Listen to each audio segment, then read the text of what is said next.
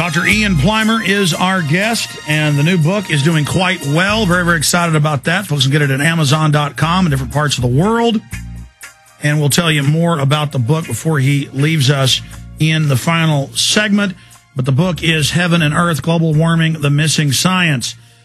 Sir, I want to let you get into points you want to cover. I mean, I'm throwing out questions here, but you really are, more and more as I research this, one of the leading experts and also one of the most articulate and inform people on the whole spectrum of what this movement is. The tens of thousands of the scientists per country, the vast majority that say man-made global warming is a fraud and a sham, they mainly argue about the science all day, and you also go over that. But the political nature, the enslavement, the total controlling of the environment and all industry, the religious nature of it, it's really the religion of control freaks, in my opinion. But I've got one question, and then I want to give you the floor and have you go over whatever facets you wish while we have you here today, and we're very thankful.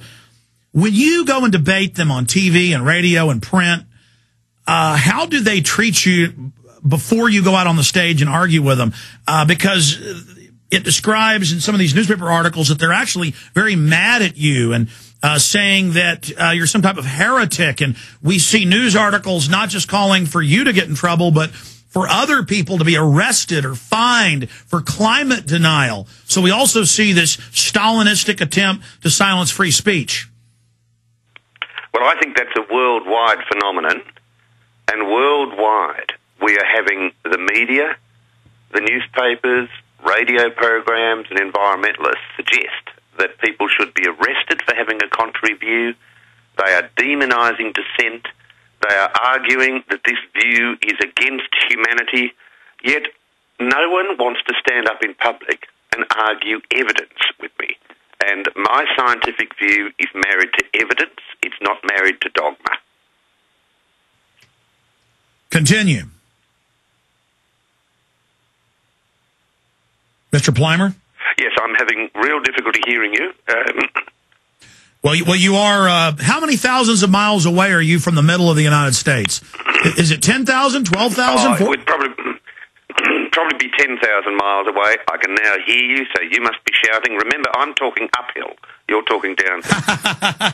Hey, it's a miracle. It's, you know, I'm still one of these guys that thinks it's neat to be able to put plates in a dishwasher. I'm somebody who still, you know, I mean, even though I'm pretty young, I enjoy the modern conveniences of a car or a lawnmower or high-tech things. So I'm very pleased that your phone sounds so good from Australia. But continue, sir, along that line of thinking.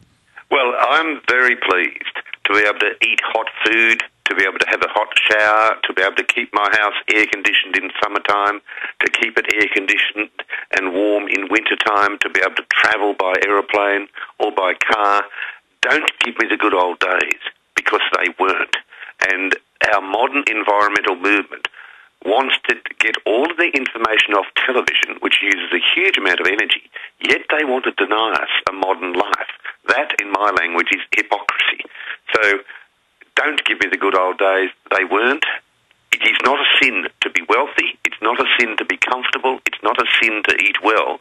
I think it is a sin to take away someone's employment, and this is where the environmental movement is going.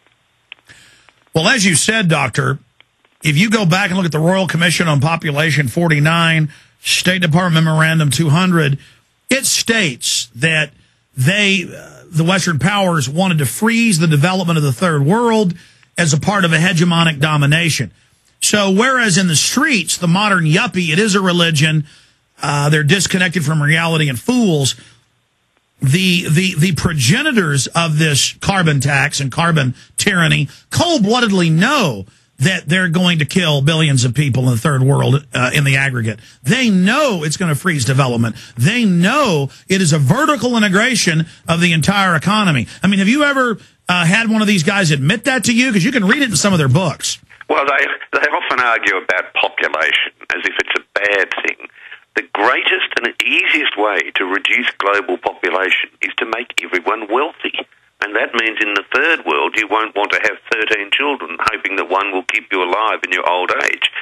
And I argue very strongly in the last chapter of my book, Heaven and Earth, that in fact the current views of the environmental movement are actually those views of killing people. They get very uneasy when I challenge them on this point, and they have no solution to global population. They will never mention the word that is in their mind, and that is genocide. So I think we're dealing with some people who are chronically unbalanced, yet they have the power of the airwaves, and it's only a few conservative newspapers and television and radio networks that raise the contrary view, and raise it fearlessly. Now, tell us about the website bravenewclimate.com. Is that a good site to visit to read your material, Doctor? Well, there's many sites out there. Brave New Climate is one of the numerous sites. I'm fairly reticent to look at websites and blog sites because most of them are not edited, and blogs often are done by people who are a little bit unbalanced. I try to get my knowledge from reading literature that is refereed and has gone through the referee process. And we hear, with this current global warming hysteria, that there is no refereed literature out there saying the contrary view. Well, that's just rubbish. I have 2,311 footnotes in my book, Heaven and Earth. That is from the major literature like Science and Nature and the major journals. And if you dig deep into the scientific literature, there's a huge amount of contrary information. It just doesn't reach the airwaves. And the reason I put out the book Heaven and Earth was to start the debate and to give the average person the confidence that there is a huge amount of science out there that gives an absolutely and totally different view. Well, Dr. Plimer, I'll tell you what shuts down your average yuppie who's part of the eugenics death cult known as modern environmentalism. I say, why were the ice caps on Mars getting smaller? And now that the sun has cooled off its activity the last few years, they're getting bigger again. Why are moons of Saturn and Jupiter that were frozen methane and other gases, why did they become liquid in areas? Is your SUV causing solar system-wide warming? And then you show them the evidence and they go, oh my gosh, obviously the sun is what heats things up, and the sun is a good thing. As you said during Roman times, kind of at the end of the last big warming period, was the Hyborian Maxim or whatever they call it, that you had grapes being grown in central England when you can't grow them there today. I mean, warming is a good thing, but regardless, they're trying to list carbon dioxide as a toxic waste, and I found that most adults don't know that plants breathe carbon dioxide, Doctor. Well, that's very much the case, and for thousands of years, various civilizations have known that the sun is the bringer of life. The Egyptians had their sun gods. The Mayans and other groups in Central and Southern America had their sun gods. We have known that the sun drives photosynthesis. This is the process where we take carbon dioxide out of the air and put it into plants. Those plants we ultimately eat. Carbon dioxide is not a toxin. It's not a poison. It's not a pollutant. It is the key to life. None of us want pollution of the atmosphere, the soils, and the waterways by particles and dangerous chemicals. But carbon dioxide is plant food. It drives the world. Now, we can see that. You gave examples from in our solar system of global warming driven by the sun.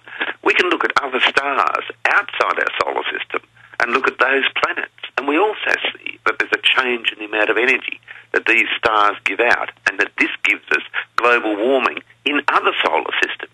So, to me, it's absolutely bizarre that that great hot mass in the sky that we call the sun, that we ignore that as the driver of climate, because the sun has always been the driver of life, and, of course, the driver of climate.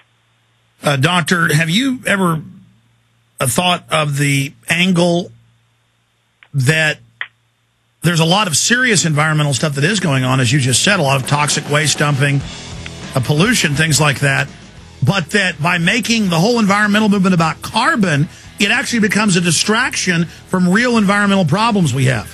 Oh, very much so. Look, it's put back the real environmental problems by at least 50 years, and that kills people. Absolutely. Wow. Well, let's come back and talk more about the book and more about Hitler, the first big environmentalist. Stay with us.